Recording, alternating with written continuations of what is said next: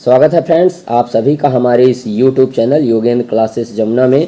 Friends आज की इस वीडियो में हम कक्षा 12वीं की भूगोल का खंड बा भारत लोग और अर्थव्यवस्था का चैप्टर नंबर 3 जिसका नाम है भू संसाधन तथा कृषि चैप्टर को लेकर उपस्थित हुआ हूं। फ्रेंड्स इस चैप्टर से जितने भी मोस्ट इम्पोर्टेंट क्वेश्चन आपके बोर्ड एग्जाम में बन सकते थे उन सभी को हमने इस वीडियो में कवर किया है, तो प्लीज़ वीडियो पर शुरू से लेकर अंत तक बने रहिएगा। और अगर वीडियो पसंद आए तो वीडियो को लाइक और दोस्तों में शेयर ज़रूर करिएगा। फ्रेंड्स इससे पहले के जो चैप्टर थे उन सारे चैप्टरों की वीडियो मैंने बना रखी है, अगर अभी तक आप लोगों ने उन वीडियो को नहीं देखा है तो प्लीज़ देख लें। तो चलिए फ्रेंड्स बिना किसी देरी के वीडियो को स्टार्ट करते हैं और देखते हैं हमारा आज का पहला प्रश्न। बंजर भूमि तथा कृषि योग्य व्यर्थ भूमि में क्या अंतर है? ठीक है, बंजर भूमि तथा कृषि योग्य व्यर्थ भूमि। व्यर्थ का मतलब है जिसका हम उपयोग नहीं कर सकते, ठीक है, ऐसी भूमि जो है व्यर्थ भूमि है। और बंजर भूमि जिसमें जो है तो कृषि फसलें नहीं उगाई जा सकती, अनुपजाऊ होता है वह क्षेत्र, उसे बंजर कहते हैं। देखते हैं फ्रेंड्स, बंजर भूमि अनुपजाऊ भूमि होती है जो कृषि के योग्य नहीं होती, मतलब उसमें जो है तो कृषि फसलें उसमें उगाई ही नहीं जा सकती और ना ही इसे प्रौद्योगिकी की मदद से उपजाऊ बनाया जा सकता। मतलब कोई भूमि है बंजर है, उसको अगर आप चाहें कि हम इसको उपजाऊ बना लेंगे, इसमें हम कृषि फसलें उगा लेंगे, तो उसको आप उपजाऊ नहीं बना सकते, तो ऐसी भूमि को जो है बंजर भूमि कहते हैं। ठीक है, और इस प्रकार की जो भूमि है यह पहाड़ों में व मरुस्थलों में मिलती है। ठीक है, उसके बाद देखते हैं कृषि योग्य व्यर्थ भूमि, ये क्या होती है? फ्रेंड्स कृषि योग्य व्यर्थ भूमि जो होती है यह पिछले 5 सालों से, ठीक है, मतलब जो यह भूमि है इस भूमि में पिछले 5 सालों से या इससे अधिक के समय से खेती नहीं की गई है। ठीक है, यह भूमि जो है तो प्रौद्योगिकी की मदद से अगर हम चाहें तो इसको उपयोगी और कृषि योग्य बना सकते हैं, ये भी है। ठीक है, मतलब कृषि योग्य व्यर्थ भूमि वह भूमि होती है जहां पिछले 5 सालों से खेती बिल्कुल नहीं की गई है या उससे अधिक से समय से खेती नहीं की गई है, ऐसी भूमि कृषि योग्य व्यर्थ भूमि होती है। इस प्रकार की भूमि को हम प्रौद्योगिकी की मदद से उपयोगी व कृषि योग्य बना सकते हैं। इस प्रकार की भूमि जल भराव वाले स्थान पर तथा मृदा क्षारता वाले स्थान पर व लवणता वाले स्थान पर पाई जाती है।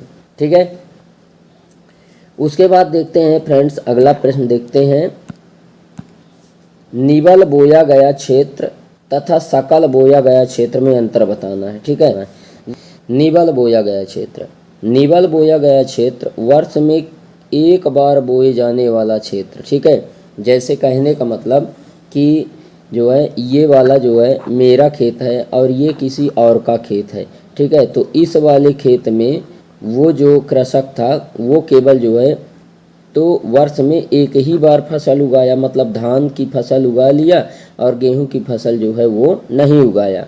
जबकि मैं जो है तो इसमें दोनों सीजन जो है तो फसल मैंने उगा लिया, मतलब धान भी मैं उगा लिया, गेहूं भी मैंने उगा लिया, मतलब इसमें हम 2 फसल ले लिए, इसमें 1 फसल ले लिए।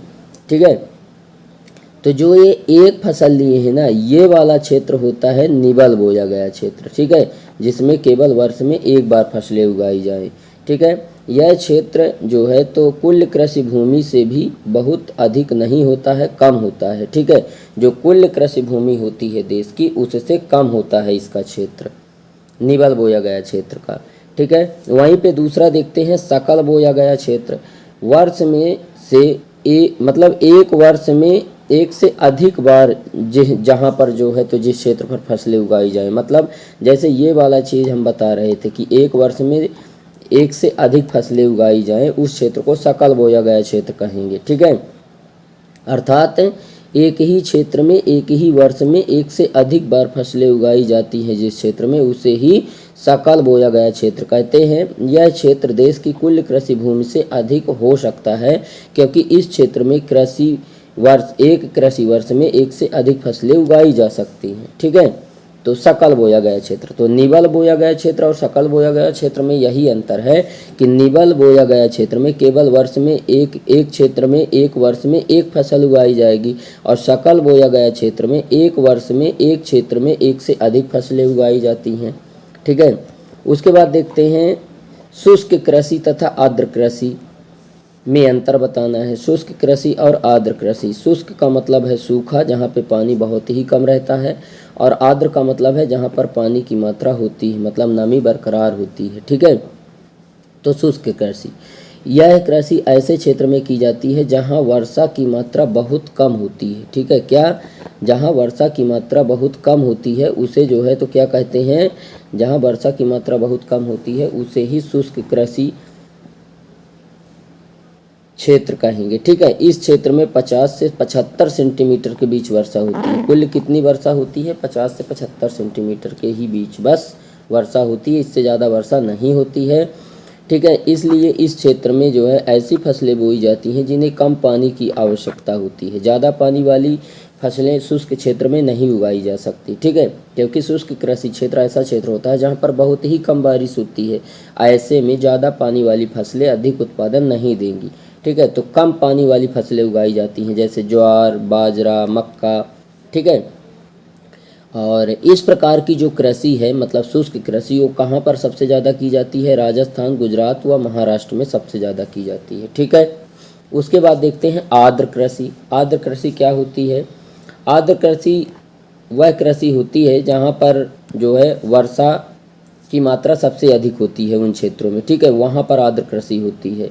ठीक है, इस क्षेत्र में 150 से 200 सेंटीमीटर तक वर्षा होती है, इसलिए इस क्षेत्र में ऐसी फसलें उगाई जाती हैं जिन्हें अधिक पानी की आवश्यकता होती है, जैसे चावल, रबड़, चाय। ये ऐसी फसलें हैं जिन्हें अधिक पानी की आवश्यकता होती है। ठीक है, इस प्रकार की कृषि कहाँ पर की जाती है, जो आर्द्र कृषि है वह केरल में, पश्चिम बंगाल में और असम राज्य में की जाती है। ठीक है, उसके बाद फ्रेंड्स अगला वाला प्रश्न देखते हैं। भारत में भू संसाधनों के लिए होने वाली पर्यावरणीय समस्याएं, मतलब भू संसाधन जो हैं उनके लिए पर्यावरण से क्या क्या समस्याएं उत्पन्न होती हैं उसको देखते हैं। तो भारत के जो है भू संसाधन विभिन्न प्रकार की पर्यावरणीय समस्याओं का सामना कर रहे हैं। हमारे भारत के जो भू संसाधन हैं वह विभिन्न प्रकार के पर्यावरणीय समस्याओं का सामना कर रहे हैं। सभी पर्यावरणीय समस्याएं दो ऐसी चीज़ें हैं जिनके कारण समस्या उत्पन्न होती हैं, जैसे वर्षा और तापमान। केवल ये दो ही ऐसे कारक हैं जिनके कारण हमारे भू संसाधन के लिए समस्या उत्पन्न हो जाती है। भारत में अधिकांश वर्षा दक्षिण पश्चिम मानसून द्वारा होती है, जिससे अधिक स्थानिक तथा कालिक अनिश्चितता पाई जाती है। ठीक है, अत्यधिक स्थानिक तथा कालिक अनिश्चितता पाई जाती है, मतलब कोई निश्चित नहीं होता है कि बारिश कब होएगी। ठीक है, देश के अधिकांश भागों में तापमान लगभग पूरे वर्ष ऊंचा बना रहता है। तापमान ऊंचे बने रहने के कारण बारिश बहुत ही कम होती है, जिसके कारण भू संसाधनों के लिए जो है तो समस्याएं उत्पन्न हो जाती हैं, जो निम्न प्रकार से हैं। ठीक है, भू संसाधन के लिए जो पहली समस्या है, पर्यावरण द्वारा कौन सी समस्या उत्पन्न होती है, तो पहली समस्या है भू क्षरण या अपरदन की समस्या। ठीक है, भारत में दक्षिण पश्चिमी मानसूनी पवनों से तेज बौछार के रूप में वर्षा होती है, जिसके कारण जो है तो भूमि की ऊपरी जो मुलायम परत होती है वो क्या है, कटकर बह जाती है, जिस कारण भूमि में जो है तो नालियाँ बन जाती हैं। ऐसे स्थानों पर कृषि कार्य नहीं किया जा सकता। इस प्रकार से भू संसाधनों के लिए पर्यावरणीय समस्याएं उत्पन्न हो जाती हैं। अगली समस्या, पर्यावरण कौन सी अगली समस्या पैदा करता है, तो जल भराव की समस्या। ये भी जो है तो भू संसाधनों के लिए बहुत बड़ी समस्या है। कृषि भूमि के निम्न क्षेत्रों में गहराई होने के कारण, जो हमारी कृषि भूमि है जहाँ पर हम फसलें उगाते हैं वो गहराई क्षेत्र में अगर होती है तो उसके कारण वर्षा का जल तथा सिंचाई वाला जल इकट्ठा हो जाता है। अगर जहाँ पर हम फसलें उगा रहे हैं अगर वह भूमि समतल नहीं है, सपाट नहीं है, थोड़ा ढाल है, तो ढाल के कारण वर्षा का भी पानी वहीं पर जाकर जो है तो भर जाता है उसी जो है तो गहराई पर, और जब हम सिंचाई करते हैं खेतों की तब भी जल वहाँ पे जाके इकट्ठा हो जाता है, जिसके कारण वहाँ की फसलें खराब हो जाती हैं। ठीक है, दलहन फसलें जो होती हैं वो नष्ट हो जाती हैं और भूमि की उर्वरकता जो शक्ति है वो भी समाप्त हो जाती है। तो इस प्रकार से जो है तो भू संसाधनों के लिए पर्यावरण समस्या उत्पन्न कर देता है जल भराव करके। ठीक है, अगली जो समस्या उत्पन्न करता है वो है लवणीकरण की समस्या। लवणीकरण यानी कि खारेपन, खारा। ठीक है, जल भराव के कारण भूमि पर लवण की परत जम जाती है। ठीक है, जल भर जाता है जिसके कारण वहाँ पर नमक की जो परत है वो जम जाती है, जिसके कारण कृषि फसलें उगाना कठिन हो जाता है और इस प्रकार से भू संसाधनों के लिए पर्यावरण समस्याएं उत्पन्न कर देता है। ठीक है, अगली जो समस्या है वो है भूमि में नमी की कमी। ठीक है, भूमि में नमी के कमी के कारण भी जो है तो हमारे भू संसाधन के लिए समस्या उत्पन्न हो जाती है। देश के अधिकांश भागों में तापमान ऊंचा, वर्ष भर ऊंचा बना रहता है, जिसके कारण 3-4 माह ही वर्षा हो पाती है, बाकी शेष भाग सूखा रह जाता है, जिसके कारण भूमि में नमी की कमी महसूस होने लगती है और इस प्रकार जो भू संसाधनों के लिए समस्या उत्पन्न कर देता है ये पर्यावरण। ठीक है, जो हमारा पर्यावरण है वो क्या करता है, भू संसाधन के लिए समस्या उत्पन्न कर देता है। उसके बाद फ्रेंड्स अगला 5वें नंबर का प्रश्न देखते हैं कि किसी कृषि भूमि को परती क्यों छोड़ा जाता है। कोई कृषि भूमि है उसको परती क्यों छोड़ दिया जाता है, तो इसलिए छोड़ दिया जाता है क्योंकि लगातार फसलें उगाते रहने से भूमि की जो उर्वरा शक्ति है, ठीक है, वो कम हो जाती है। इसलिए भूमि को कुछ समय के लिए खाली छोड़ दिया जाता है या परती छोड़ दिया जाता है। ठीक है, ताकि भूमि अपनी जो खोई हुई शक्ति है वो वापस पुनः प्राप्त कर सके। ठीक है फ्रेंड्स, उसके बाद अगला क्वेश्चन देखते हैं, साझा संपत्ति संसाधन किसे कहते हैं। साझा, साझा का मतलब है जिसमें से दो, एक या एक से अधिक, दो या दो से अधिक लोग जिसमें साझे हों। ठीक है, जैसे किसी ग्राम पंचायत के स्वामित्व। ठीक है, स्वामित्व का मतलब होता है अधिकार। किसी ग्राम पंचायत के अधिकार वाली भूमि को साझा संपत्ति संसाधन कहते हैं। ठीक है, जैसे कोई ग्राम पंचायत है तो उसके जो है तो अधिकार में तालाब होता है। ठीक है, हैंडपंप होता है, सरकारी स्कूल होता है, वन होते हैं, चारागाह भूमि होती है। ठीक है, तो इन सभी का जो है तो उपयोग सब लोग कर सकते हैं, इन पर सभी का अधिकार होता है। ठीक है, इसे ही साझा संपत्ति संसाधन कहते हैं। ठीक है, उसके बाद देखते हैं खाद्यान्न फसलें क्या होती हैं। तो खाद्यान्न फसलें का मतलब यह होता है खाने वाली फसलें, जैसे चावल, दाल, गेहूँ, है ना, ये सब खाद्यान्न फसलें होती है। तो उन फसलों को कहा जाता है जिन्हें मानव खाने के लिए पैदा करता है। अनाज की संरचना के आधार पर खाद्यान्नों को अनाज तथा दालों में वर्गीकृत किया गया है। प्रमुख खाद्यान्न फसलें जो है तो चावल, गेहूँ, ज्वार, बाजरा, मक्का, दाल, अरहर आदि हैं।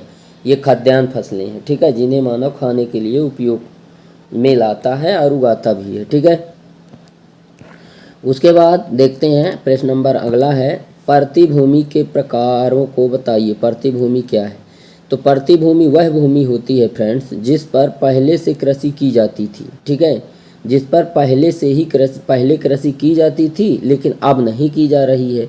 लेकिन लगातार कृषि फसलें उगाते रहने से भूमि की उपजाऊ शक्ति जो है वो कम हो जाती है, जिस कारण कुछ समय के लिए उसे भूमि को खाली छोड़ दिया जाता है ताकि वो नमी ग्रहण करके अपनी खोई हुई जो शक्ति है वो वापस ले आए। ठीक है, इसे ही परती भूमि कहते हैं। परती भूमि फ्रेंड्स दो प्रकार की होती है, पहला है वर्तमान परती, दूसरा है पुरातन परती। वर्तमान परती क्या होती है, वह भूमि होती है जिसमें 1 वर्ष या इससे कम के समय में कृषि कार्य ना किया गया हो। ठीक है, ऐसी भूमि को वर्तमान परती कहते हैं। ठीक है, इस प्रकार की भूमि के विस्तार में परिवर्तन आता रहता है। वहीं पे अगर हम पुरातन परती की बात करें तो यह वह भूमि होती है जिसमें भूमि को 1 से 5 साल तक जिस भूमि पर खेती ना की गई हो। ठीक है, कोई भूमि का टुकड़ा है जिस पर लगभग 1 से 5 साल तक खेती नहीं की गई है, तो ऐसी कृषि योग भूमि को जो है तो कृषि योग व्यर्थ भूमि कहते हैं। ठीक है, इसी क्या कहते हैं, कृषि योग व्यर्थ भूमि भी कहते हैं और इसे पुरातन परती भी कहते हैं। मतलब पुरातन परती और वर्तमान परती में अंतर यही है कि वर्तमान परती भूमि जो है इसमें लगभग 6 महीने पहले से खेती ना की गई हो या 1 साल पहले से ना की गई हो तो वो वर्तमान परती। अब पुरातन परती लगभग 5 साल तक जिस भूमि पर खेती ना की गई हो, पहले की जाती थी पर बाद में लगभग 5 साल से उस भूमि पर खेती नहीं की गई है, तो उसको पुरातन परती बोलेंगे, और इसी को ही कृषि योग्य व्यर्थ भूमि भी कह देते हैं। ठीक है फ्रेंड्स, उसके बाद देखते हैं भारत में कितनी फसल ऋतुएं पाई जाती हैं। फसल ऋतुएं, भारत उष्ण एवं समशीतोष्ण दोनों कटिबंध में स्थित है। भारत कहाँ स्थित है? भारत में दो प्रकार के कटिबंध पाए जाते हैं। कटिबंध का मतलब होता है फ्रेंड्स क्षेत्र। तो दो प्रकार के क्षेत्र पाए जाते हैं, उष्ण और समशीतोष्ण। उष्ण का मतलब है गर्मी वाला, और समशीतोष्ण का मतलब है कि शीत और गर्म दोनों। तो दोनों कटिबंध में स्थित है, जिसके कारण भारत में फसलों की पैदावार जो है तो के लिए अनुकूलता बनी रहती है। ठीक है, जिसके कारण भारत में फसलों की पैदावार के लिए अनुकूलता बनी रहती है। इसलिए भारत में 3 फसल ऋतुएं पाई जाती हैं। कौन कौन सी? 3 फसल ऋतुएं। कौन सी? पहला है खरीफ की फसल, दूसरा है रबी, और तीसरा है जायद की फसल। खरीफ की फसल क्या होती है? तो खरीफ की फसल जून जुलाई में बोई जाती है और सितंबर अक्टूबर में काट ली जाती है। खरीफ की फसल के अंतर्गत चावल, ज्वार, बाजरा, मक्का, कपास, गन्ना, अरहर आदि फसलें आती हैं। ऐसी फसलें ये होती हैं जिन्हें अधिक तापमान एवं अधिक पानी की आवश्यकता होती है। ठीक है, तो इनको खरीफ फसल बोलेंगे। ठीक है, रबी की फसल देखते हैं। रबी की फसलें अक्टूबर नवंबर में बोई जाती हैं तथा मार्च अप्रैल में काटी जाती हैं, और रबी की फसल के अंतर्गत गेहूँ, चना, मटर, सरसों आदि फसलें जो है तो रबी फसल के अंतर्गत आती है। इस प्रकार की फसलों के लिए अधिक तापमान की आवश्यकता नहीं होती है और ना ही अधिक पानी की आवश्यकता होती है, अर्थात कम पानी में भी इस प्रकार की फसलें उगाई जा सकती हैं। वहीं पे अगर हम तीसरी फसल ऋतु की अगर हम बात करें तो वो है जायद की फसल। ये फसलें मार्च अप्रैल में बोई जाती हैं तथा जून जुलाई में काट ली जाती हैं। यह अल्पकालीन ग्रीष्मकालीन फसलें होती हैं। यह फसलें रबी फसल की कटाई के बाद ही प्रारंभ हो जाती हैं। इन फसल की बुवाई, इस प्रकार की फसलें जैसे तरबूज, ककड़ी, सब्जियां, चारा की फसलें आती हैं इसमें। ठीक है, चारा की फसलें इसमें आती हैं जायद की फसल में। ठीक है फ्रेंड्स, अगला वाला प्रश्न देखते हैं। भारतीय कृषि के प्रकार। आर्द्रता की उपलब्धता के आधार पर भारतीय कृषि को 2 भागों में बांटा गया है। ठीक है, पहला है सिंचित कृषि और दूसरा है असिंचित कृषि। ठीक है, सिंचित कृषि। सिंचित कृषि से ऐसी कृषि पद्धति से है। पद्धति का मतलब होता है फ्रेंड्स व्यवस्था, जिसमें कृषि उत्पादन प्राप्त करने के लिए सिंचाई के साधनों द्वारा जल की आपूर्ति की जाती है। आपूर्ति का मतलब है फ्रेंड्स ज़रूरत से ज़्यादा। ठीक है, पूर्ति और आपूर्ति में अंतर यही है। पूर्ति का मतलब होता है जितना हमें ज़रूरत है उतना ही मिले, और आपूर्ति का मतलब है जितना हमें ज़रूरत है उससे ज़्यादा मिल जाए, वो है आपूर्ति।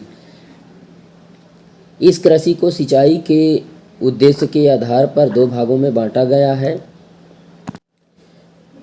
आगे देखते हैं रक्षित सिंचाई कृषि। रक्षित सिंचाई कृषि क्या होती है?